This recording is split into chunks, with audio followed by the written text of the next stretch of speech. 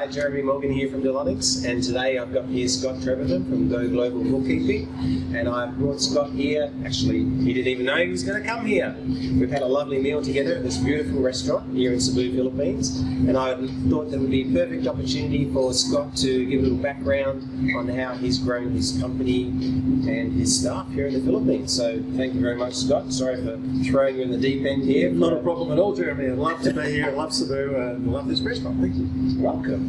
So, when you started back a few years ago now, right?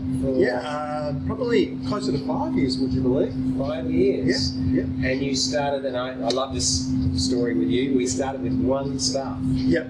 So I went to Jeremy and I said, Jeremy, I need an accountant, and he gave me very graciously Shelley, who's my first accountant. He said she was the best. She's now my operations manager. She's been with me for the whole time. She's unbelievable. We actually, I did say to Scott, mate, have I got the superstar for you? When we first interviewed Shelley, she was, I just knew instantly, this girl is going to be amazing for somebody. And I actually gave her a job and said, Shelley, please chill with us for a couple of months because we're going to partner you with somebody. But I knew that she was going to be such a superstar that we had to grab her, and she was, a little bit bored for the first 2 months, and magically it was like destiny to me. Absolutely. And as Jeremy told me, you can build a whole team around the right person, and if you've got the right person in the right environment, then that's when you can build the team around them, and that's exactly what we've done. So it's been fantastic. Thank you, Jeremy. Hey, always have you out. So give us a very short sort of background on 5 years ago, started with one, and where you are today. Yeah, so I run an accounting firm in Melbourne called Scott Partners, not named after me, but that's another story. And I've always had a passion for offshoring. We had started a team up in Clark, which is north of Manila, which is where a lot of accountants go. It's sort of kind of accountant central there, and it had failed miserably. I'd done a poor job of managing that team, and I'd done the BPO, which is the staff leasing company that we were with, wasn't the best company, wasn't the most reputable, and so it had failed miserably. So I'd been advised to come down to talk to Jeremy from Delonix in Cebu, which was a totally different environment from Clark, up where we were, and just fell in love with the place, fell in love with the organisation of Delonix, and then we were able to get that first team member, build on that very quickly, build around that first team member very quickly, to a small team from Scott Partners. And then, do you want me to keep going, Jeremy, on this long story? Well, I will. So then I was here 1 year because I like to come back to the Philippines, and I love Cebu, to train the team and to spend some time with them. It's not necessary, but I think it's a real enhancement to get your productivity out of your team. And Jeremy had said to me at the time, Scott, I think you should do a bookkeeping business. I think this is something that you could really grow a big team with. And I thought, well, okay, not really something I want to do. Thanks for anyway, Jeremy. So anyway, dragged me kicking and screaming into a business that I've now got, which is Go Global Bookkeeping. And we just turned over 55 team members thanks to Jeremy. Wow, that's awesome. Yeah, absolutely. That's great. And besides the obvious of going from 1 to 55 staff, tell us how that has contributed to the overall company, both Australia and here in Cebu. Absolutely. So from the accounting firm side of things, the accounting firm completely operates with 7 great accountants and an administration assistant as well. So the whole accounting firm functions, the whole back end of that accounting firm functions from the team that we've built here in Cebu. Now, there isn't a lot of accountants will ask me, where can I get an experienced accountant that will do things? That sort of experience doesn't exist certainly within Cebu, or maybe even in the Philippines in general. You've got to grow your own, you've got to spend some time on it, so that's what we've done. But the people here have so far exceeded our expectations in the quality of the work that they did, and also their work ethic as well. It's just been absolutely unbelievable. And because of that, we've been able to do so much more than I ever dreamed of at the start, which was really to service accountants all across Australia and bookkeepers and businesses that have now full-time accountants or part-time accountants that are working for them. It's an amazing value add to the Australian businesses and Australian accountants that we're working with right now. The fact that they don't have to come over here to the Philippines, they don't have to leave their nice, safe first world country to come to a third world country, which is, when you look at this restaurant, hard to really believe that we're in a third world country.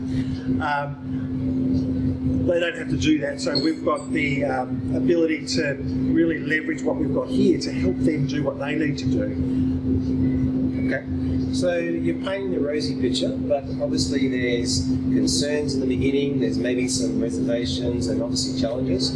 For somebody thinking about growing a team in the Philippines, what tips could you give from what you know now versus back then? What's the number one tip you could give people?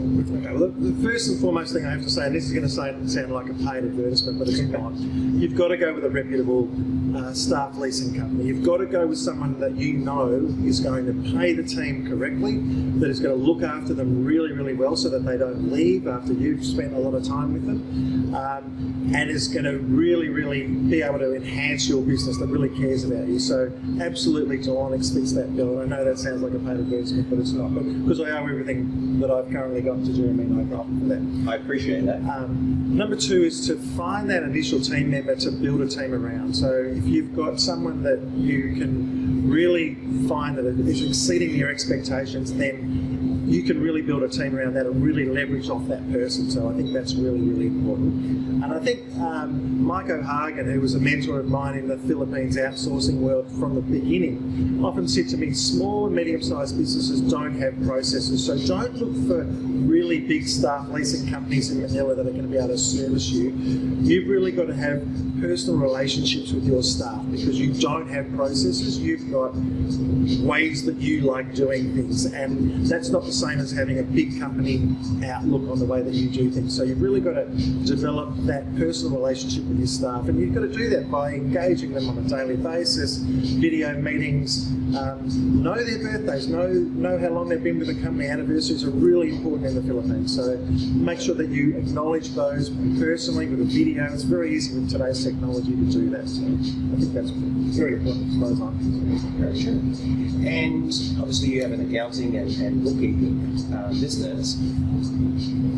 What sort of industries outside of your own could you see benefiting from starting up an offshore team? Well, and not being sort of to say, oh, well, everyone, but honestly, like knowing what you know now and how to manage a remote team. Where do you see the advantages for a company to maybe on the fence, and who could definitely benefit from where it works and where it might not work? Yeah, absolutely. And I think a lot of people start with the administration side of things and say, oh, I do a lot of administration. That's actually might not be the best way to start to think about it.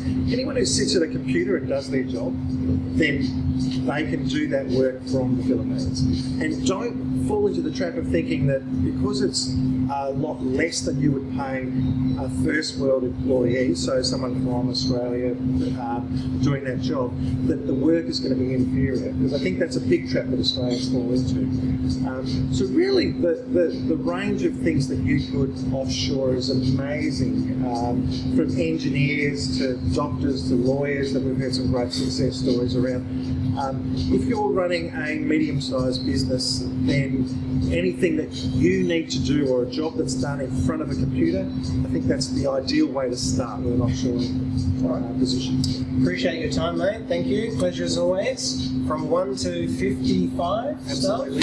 That's awesome. Thank you very much.